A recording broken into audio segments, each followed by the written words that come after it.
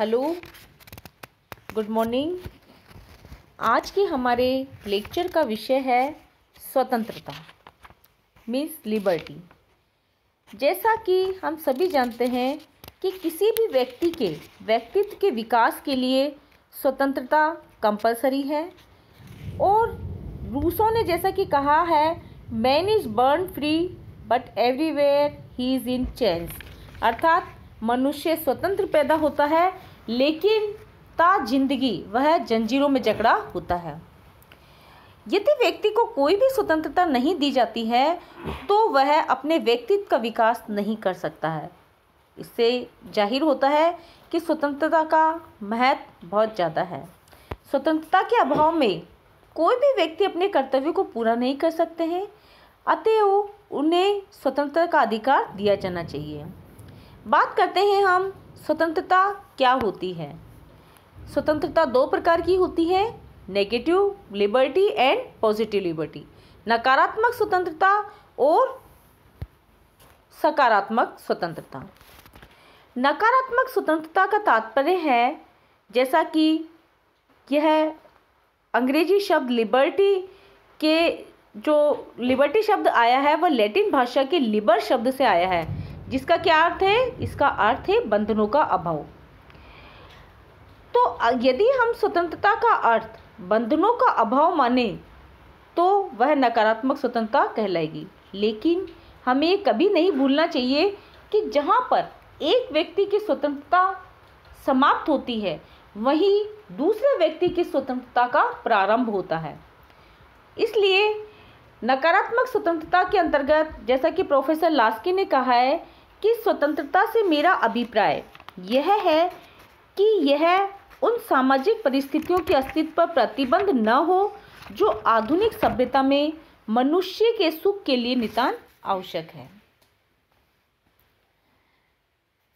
अर्थात liberty is the absence of restraints upon the existence of those social conditions which in modern civilization are the necessary guarantee of individual happiness।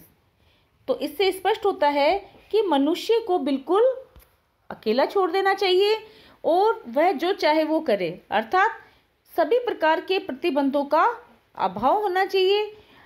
लेकिन जैसा कि हम सभी जानते हैं कि हम एक सभ्य समाज के नागरिक होते हैं और नकारात्मक स्वतंत्रता वहाँ पर नहीं हो सकती है। इसलिए सीले, फ्रीमैन, मैकेंजी आदि विद्वानों ने जो परिभाषा दी है वह सकारात्मक स्वतंत्रता की परिभाषा अर्थात पॉजिटिव लिबर्टी की परिभाषा दी है। जैसा कि फिक्टे ने कहा है कि कोई भी व्यक्ति समाज में रहकर ही अपनी स्वतंत्रता प्राप्त कर सकता है। अतः राज्य का प्रमुख कार्य क्या होगा? ऐसी दशाओं का निर्माण करना होगा जिससे व्यक्ति की स्वतंत्रता प्राप्त हो।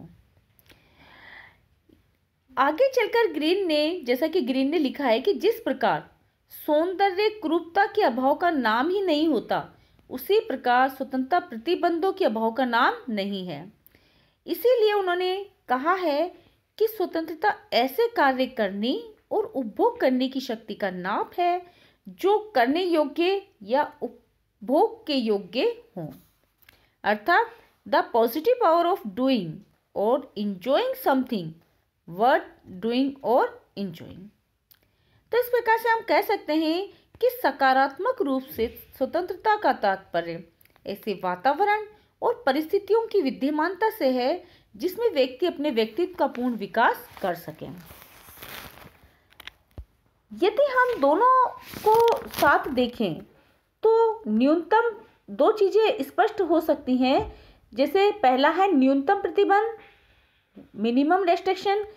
स्वतंत्रता का प्रथम तत्व यह है कि व्यक्ति के जीवन पर शासन और समाज के दूसरे तत्वों की ओर से जो प्रतिबंध लगाए जाए वो बहुत कम होने चाहिए।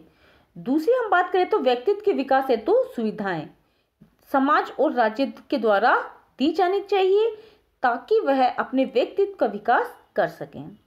इसलिए स्वतंत्रता की परिभाषा करते हुए कहा जा सकता है कि स्वतंत्रता जीवन की ऐसी अवस्था का नाम है जिसमें व्यक्ति के जीवन पर प्रतिबंध तो न्यूनतम हो लेकिन अपने व्यक्तित्व के विकास हेतु उसे अधिकतम सुविधाएं प्रदान की जा सकें। अब बात करते हैं हम कि स्वतंत्रता कितने प्रकार की होती है। How many types of the liberty. सबसे पहली स्वतंत्रता होती है प्राथमिक स्वतंत्रता। प्राथमिक स्वतंत्रता का तात्पर्य क्या है कि यह स्वतंत्रता हमें प्रकृति की ओर से दी जाती है।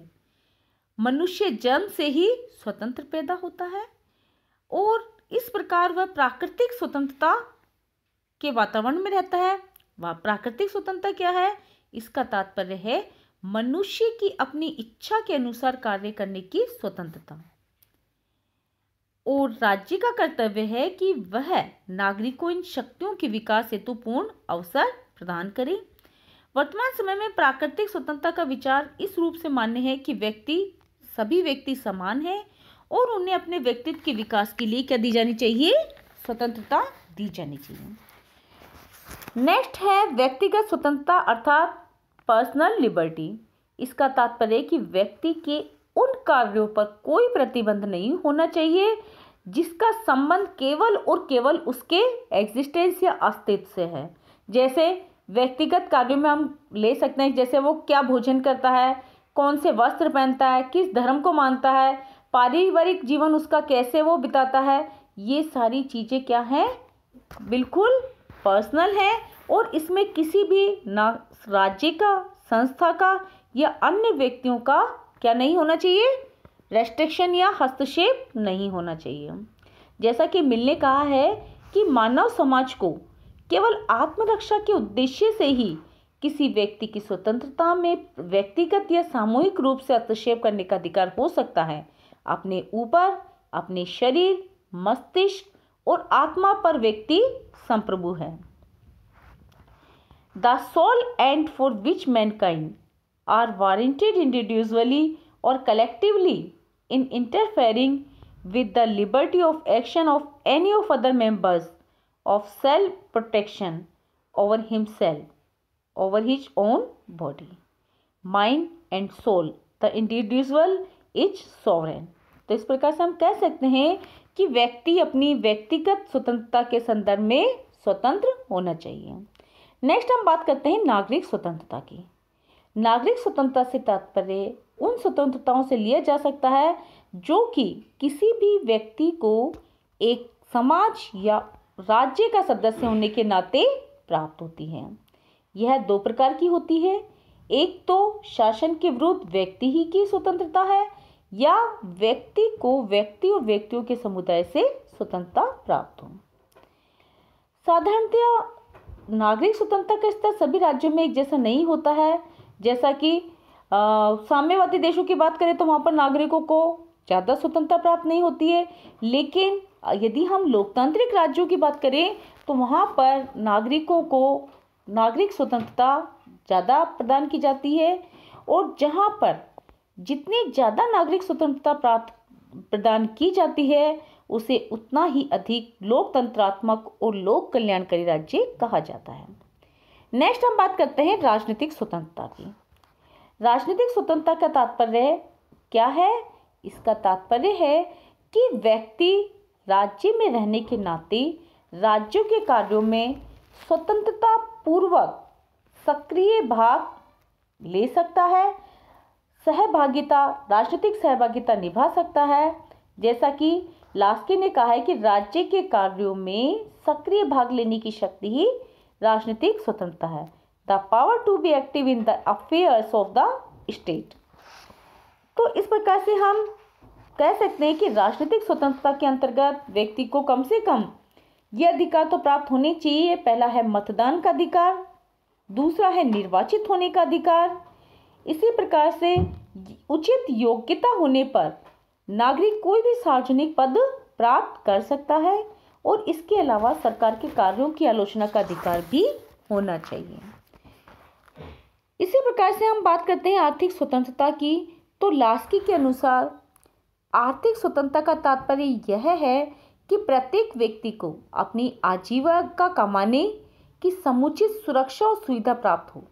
व्यक्ति को बेरोजगारी और अपर्याप्तता की निरंतर भय से मुक्त रखा जाना चाहिए, जो कि किसी अन्य की अपर्याप्तता की अपेक्षा व्यक्ति की समझ शक्ति को बहुत अधिक आघात पहुंचाती है। व्यक्ति को कल की आवश्यकताओं से मुक्त रखा जाना चाहिए। इसी संदर्भ में जैसा कि हम सभी जानते हैं कि सरकार ये चाहती है कि कम से कम व्यक्तियों को अपना न्यूनतम जीवन स्तर जिया जा सके, और यही कारण है कि व्यक्तियों को रोजगार प्रदान करने के लिए अगर हम अपने भारत के संदर्भ में, राजस्थान के संदर्भ में देखें तो जैसे बहुत सारे कार्यक्रम चलाए जाते हैं, जैसे नरेगा, महानरेगा, जहां पर जैसे कुछ निश्चित दिनों की मिनिमम गारंटी दी जाती है कि इतने दिन, साल में इतने दिन तो किसी भी व्यक्ति को रोजगार प्राप्त होगा ही। नेक्स्ट हम बात करते हैं राष्ट्रीय स्वतंत्रता की। राष्ट्रीय स्वतंत्रता क्या है कि प्रत्येक व्यक्ति के स्वतंत्रता के अधिकार के समान ही प्रत्येक राष्ट्र को भी स्वतंत्र होने का अधिकार है। राष्ट्रीय स्वतंत्रता के विचार के अनुसार भाषा, धर्म, संस्कृति, नस्ल, ऐतिहासिक परंपरा आदि की एकता पर आधारित राष्ट्र को यह अधिकार है कि वह एक स्वतंत्र राज्य का निर्माण करे तथा अन्य किसी राज्य के अधीन नहीं हो।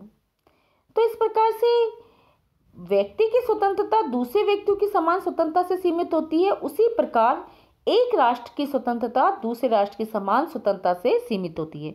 और लास्ट हम लेते हैं नैतिक स्वतंत्रता। नैतिक स्वतंत्रता क्या है?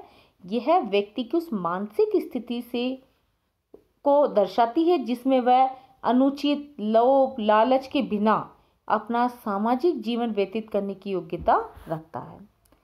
तो इस प्रकार से हम कह सकते हैं कि सभी प्रकार के जीवन और शासन व्यवस्थाओं के लिए नैतिक स्वतंत्रता की आवश्यकता होती है। तो हमने आज देखा कि स्वतंत्रता का क्या अर्थ है, इसके कितने प्रकार होते हैं, और स्वतंत्रता नकारात्मक होनी चाहिए या सकारात्मक। कल हम समानता के बारे में अध्ययन करेंगे। धन्यवाद। हो गया।